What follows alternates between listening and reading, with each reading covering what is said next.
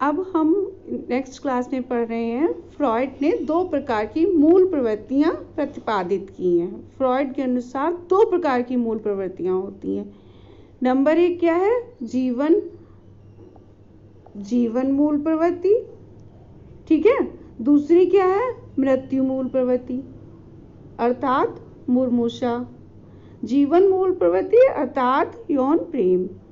तो जीवन जीने के लिए साधन जुटाने के लिए अभिप्रेरित करती है। जीवन मूल प्रवृत्ति के बारे है ना। जीवन मूल प्रवृत्ति क्या करती है?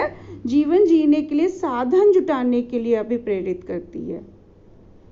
काम शक्ति में सभी जीवन मूल प्रवृत्तियों से संबंधित शक्ति शामिल है।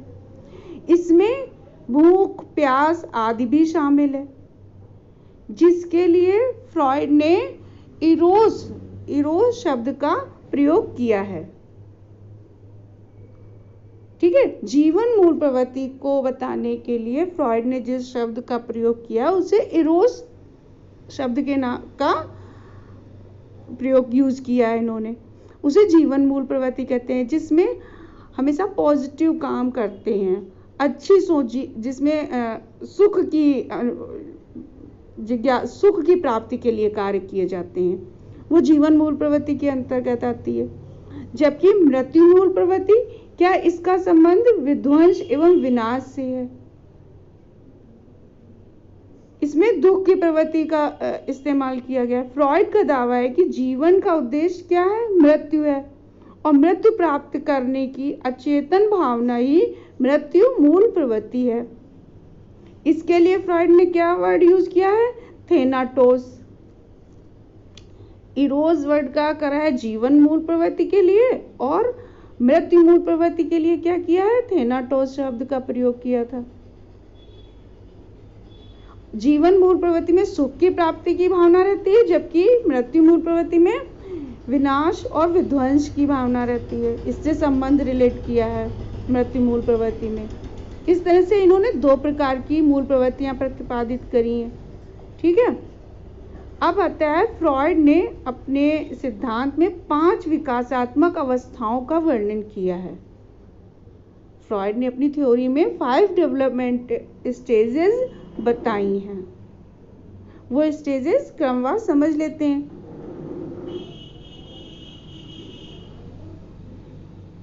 क्या है ना। सबसे पहली है ओरल स्टेज, यानी कि मुखावस्था, जन्म से 1 वर्ष तक। ये एज जन्म से 1 वर्ष तक ही रहती है। इसके बाद कौन सी है? एनल स्टेज, यानी कि गुदावस्था। ये क्या 1 से 2 वर्ष तक ही रहती है। ठीक है। इसके बाद तीसरी अवस्था है फैलिक स्टेज, यानी कि लिंग प्रधान अवस्था। ये 2 से 5 वर्ष तक ही रहती है। इसके बाद चौथी आती है लेटेंसी स्टेज, अव्यक्तावस्था। इसे सुप्तावस्था भी कहते हैं। ये 6 से 12 साल तक। ठीक है।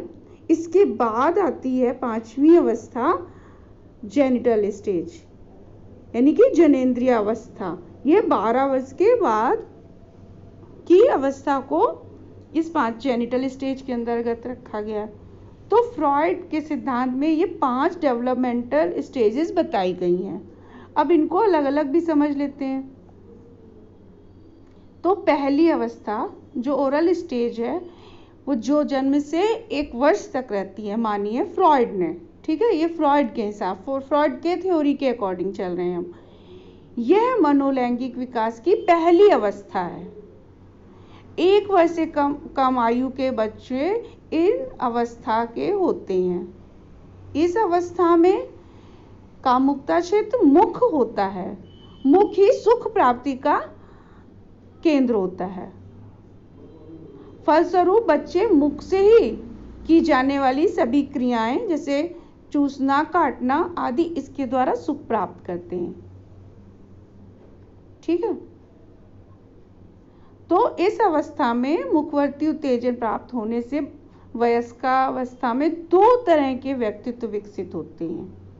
एक ओरल पैसिव पर्सनालिटी, दूसरा ओरल एग्रेसिव पर्सनालिटी। तो जो पहली है ओरल पैसिव पर्सनालिटी वाले व्यक्तियों में क्या होता है, जब बड़े एडल्ट होते हैं तब इनमें इस अलग तरह का व्यवहार देखने को मिलता है। जो अगर इस एज पे वो ओरल पैसिव होते हैं या एग्रेसिव होते हैं तो अलग अलग तरह से बता रहे हैं ना। ओरल पैसिव वाले व्यक्ति क्या होते हैं, आशावादी होते हैं, दूसरों पे जल्दी विश्वास कर लेते हैं, दूसरों पर अत्यधिक निर्भरता का गुण होता है। इसके विपरीत जो ओरल एग्रेसिव पर्सनालिटी होती है उसमें क्या है, ऐसे व्यक्तित्व वाले व्यक्तियों में अत्यधिक प्रभुत्व, शोषण, परपीड़न और शील गुण पाया जाता है। तो इन्होंने क्या और ये बताया है कि इस अवस्था में अगर जो मुख्य से सुख की प्राप्ति है, सरल शब्दों में समझ लें, अगर उसकी कमी रह जाती है तो उसका प्रभाव वयस्क अवस्था में, किशोरावस्था में देखने को मिलता है। ठीक है, कैसे मिलता है, जैसे कि उदाहरणार्थ फ्रॉइड ने धूम्रपान की आदत को इसी अवस्था में जो लोग अल्प संतुष्टि प्राप्त करते हैं उनके अंदर ये धूम्रपान की आदत डेवलप हो जाती है, उनके अंदर धूम्रपान की आदत डेवलप हो जाती है, इस तरह का व्यक्तित्व विकसित होता है। अब फ्रॉइड का मानना है कि मतलब इतने छोटे बच्चे में अगर ऐसी कोई अगर किसी चीज़ की असंतुष्टि रह जाती है तो वह वयस्क अवस्था पे इसका असर देखने को मिलता है, ये फ्रॉइड ने माना है। ठीक है, यह है पहली अवस्था। अब दूसरी अवस्था क्या है, एनल स्टेज। ये 1 से 2 वर्ष तक की होती है। तो यह अवस्था 1 से 2 साल के मध्य वाले बच्चों में पाई जाती है। इस अवस्था में सुख का कौन सा क्षेत्र होता है, मुख के स्थान पर गुदा होता है। फलस्वरूप बच्चों में क्या होता है, मलमूत्र त्यागने, रोके रखने में आनंद महसूस होता है। कुछ बच्चे क्लास में जैसे बार बार टॉयलेट जाते हैं, वॉशरूम जाते हैं, कुछ क्या करते हैं, रोके रहते हैं, बहुत देर तक नहीं जाते हैं, तो इसका भी उनके व्यक्तित्व पर असर पड़ता है। जो बच्चे रोक कर रखते हैं तो वह बच्चे आगे बहुत पंक्चुअल होते हैं, और जो बच्चे बार बार जाने वाले होते हैं वह अपनी इच्छा से कार्य करते हैं, वे अपनी इच्छा के अनुरूप प्रभुत्व वाले होते हैं, दूसरों पर प्रभुत्व जमाने वाले होते हैं। इस तरह से इस अवस्था में पहली बार बालक अंतर्द्वंद का अनुभव करता है, और यह अंतर्द्वंद उसकी आंतरिक मूल प्रवृत्ति व वातावरण की मांगों के मध्य होता है। ठीक है, जैसे मलमूत्र विसर्जन या का प्रशिक्षण, तो बच्चों को प्रशिक्षण इसी समय दिया जाता है, तो वह इसी एज पे ये प्रशिक्षण भी उनको प्राप्त होता है।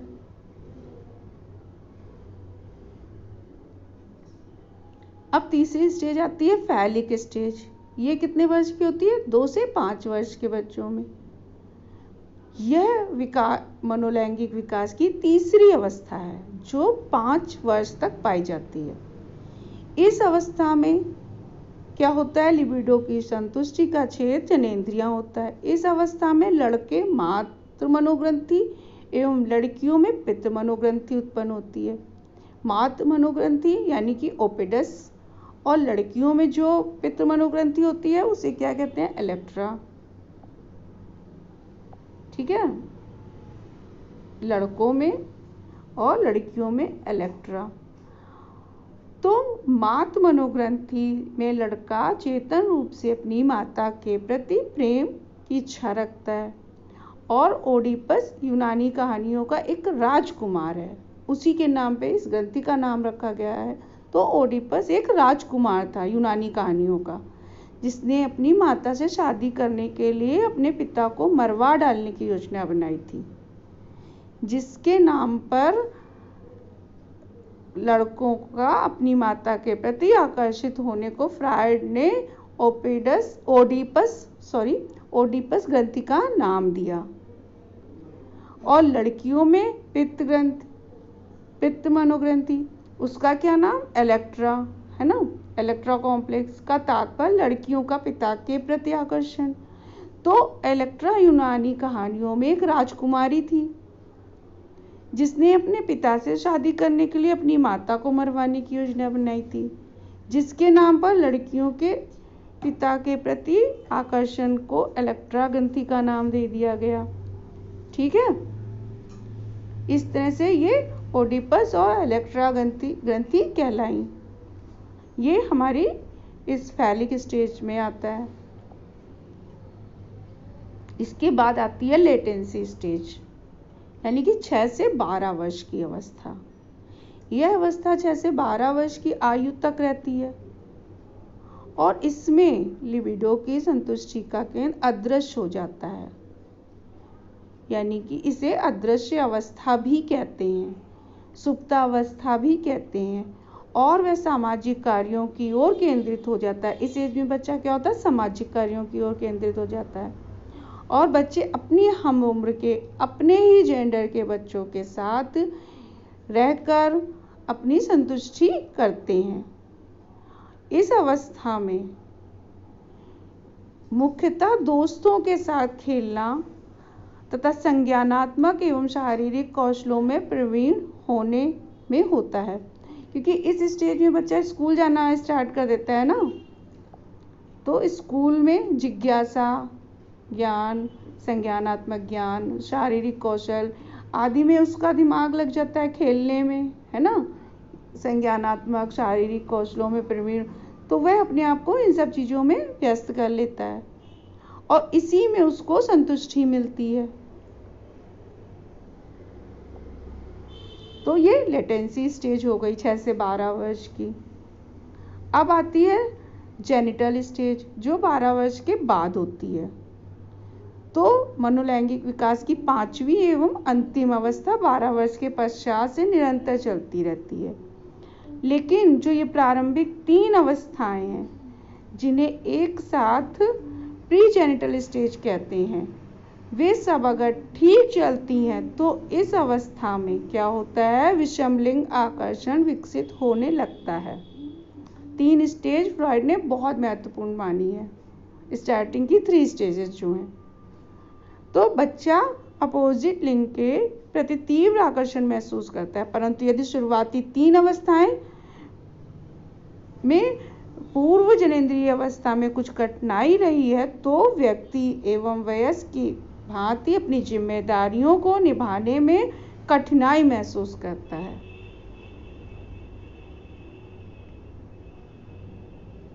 और ऐसा जो जनेंद्रिय अवस्था है उससे प्रारंभ से ही होता है उसमें, ठीक है। वो इसलिए फ्रॉइड का मानना है कि जो स्टार्टिंग की 3 अवस्थाएं हैं ये वयस्क अवस्था को बहुत अधिक प्रभावित करती हैं व्यक्तित्व विकास में, ये फ्रॉइड का मानना है। अब ये डिफेंस मैकेनिज्म समझ लेते हैं क्या है। कुछ रक्षात्मक युक्तियां होती हैं जो अपनी कमियों का, अपनी जो व्यक्तित्व में जो दोष होते हैं उनको छिपाने के लिए कोई भी व्यक्ति यूज करता है। उन्हें हम समझ लेते हैं पहले क्या होती हैं डिफेंस मैकेनिज्म। तो रक्षात्मक युक्तियों का संप्रत्यय मूलभूत रूप से सिगमंड फ्राइड ने ही दिया है, परंतु उनकी पुत्री अन्ना फ्रॉइड व नव फ्रॉइडियन द्वारा फ्राइड की इस मूलभूत विचार को विस्तृत किया गया है। मूल रूप से तो ये फ्रॉइड ने दिया है, लेकिन उनकी पुत्री और अन्ना फ्राइड और नव फ्राइडियन ने इस विचार को और विस्तृत किया। रक्षात्मक युक्तियों का तात्पर्य उन कार्यों से है जिन्हें एक व्यक्ति अपने वातावरण से समायोजन के लिए अचेतन रूप से प्रयुक्त करता है। ये सकारात्मक भी हो सकती हैं और नकारात्मक भी, ये पॉजिटिव भी हो सकती हैं और निगेटिव भी, ठीक है। ये समस्या का समाधान नहीं करती, लेकिन समस्या के स्वरूप को विकृत कर हमें चिंता से तुरंत राहत देती हैं। उस समय की चिंता जो हो रही होती है उससे राहत देती हैं, ठीक है, और हमारे ईगो की रक्षा करती हैं, हमारे अहम की रक्षा करती हैं, जो हमारे मानसिक स्वास्थ्य के लिए आवश्यक भी है। अब रक्षात्मक प्रक्रम का ज़्यादा उपयोग अस्वस्थ मानसिकता की ओर संकेत करता है। बहुत ज़्यादा यूज जो अगर कोई करता है तो वो अस्वस्थ मानसिकता की ओर संकेत करता है। ठीक है, तो पहली क्या है, पहली रक्षात्मक युक्ति क्या है? युक्तिकरण, रेशनलाइजेशन। रेशनलाइजेशन में क्या होता है, युक्तिकरण में क्या होता है? इसका सामान्य अर्थ क्या है? बहाने बनाना। युक्ति, नई युक्ति सूझना, बहाने बनाना, किसी कार्य को करने का वह कारण बताना जो वास्तविकता से अलग है, वास्तविकता से उसका कोई संबंध नहीं है, ऐसा बहाना बनाना। इस प्रक्रम में व्यक्ति अपनी असफलताओं के लिए क्या करता है? सामाजिक रूप से अस्वीकारनीय व्यवहार के लिए सामाजिक स्वीकार्य कारण देता है। जैसे एक छात्र अगर परीक्षा में अंक आने पर कहता है, कम अंक आने पर क्या कहता है कि हॉस्टल का वातावरण या पढ़ने में सहयोगी नहीं था, हॉस्टल का वातावरण उसकी पढ़ाई में सहयोग नहीं कर रहा था, इसलिए उसके मार्क्स कम आए हैं। उसने ये युक्ति सूझ गई उसको कि परीक्षा में अंक क्यों आए, क्योंकि हॉस्टल का वातावरण नहीं उपयुक्त था। ठीक है, दूसरा क्या है? प्रतिगमन, रिग्रेशन। रिग्रेशन में क्या होता है? रिग्रेशन में क्या होता है? प्रतिगमन अर्थात पीछे की ओर लौटना। व्यवहार प्रतिगमन का तात्पर्य कम परिपक्व ढंग से व्यवहार करना है, पीछे की ओर लौटना है और अपने पीछे की एज में बच्चा बन जाना है। अगर वयस्क है तो वो बच्चा। अगर एक व्यक्ति बालक की तरह व्यवहार करता है तो प्रतिगमन का प्रदर्शन करता है। जब व्यक्ति जिंदगी में परेशानी या तनावपूर्ण अनुभवों से गुजरते हैं तो क्या करते हैं? कम परिपक्व व्यवहार कर चिंता को कम करने का प्रयास करते हैं, अपनी परिपक्वता ही कम कर देते हैं, दिखा देते हैं कि हम इतने परिपक्व ही नहीं हैं। जैसे किसी के कंधे पर सर रख कर रोना प्रतिगमन का ही एक एग्जाम्पल है। ठीक है, ये हमारी रक्षा युक्तियां हैं, सब अलग अलग तरह से किसी भी सिचुएशन पे अलग अलग तरह की रक्षा युक्तियां जैसे यूज की जाती हैं। इसके बाद क्या है? प्रक्षेपण, प्रोजेक्शन। ठीक है, प्रक्षेपण यानी कि अपनी कमियां, कमजोरियों को दूसरे व्यक्ति पर आरोपित करना, स्वयं में उन कमियों के होने से इनकार कर देना और दूसरे लोगों या वातावरण के प्रति अपनी अमान्य प्रस्तुतियों, मनोवृत्तियों एवं व्यवहारों की अचेतन रूप से आरोपित करने की विधि है। ये